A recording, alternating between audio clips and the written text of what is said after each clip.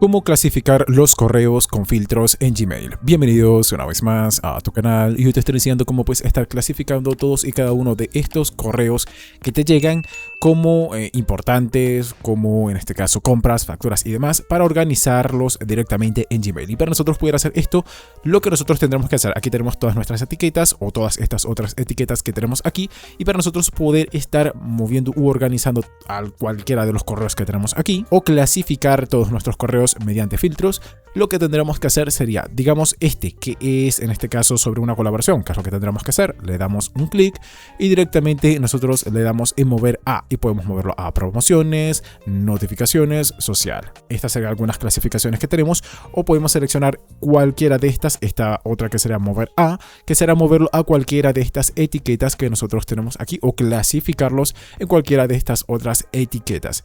Y si por ejemplo esta no cabe en cualquiera de las etiquetas que ya tenemos creadas, nosotros podemos crear cualquier etiqueta que nosotros queramos. Le damos aquí en crear nueva etiqueta y directamente podemos crear una nueva y moverla allí. Y esto fue todo. Si el video te gustó, por favor dale like, comenta si te funcionó el método, suscríbete y dale a la campanita para que no te pierdas ninguno de nuestros videos.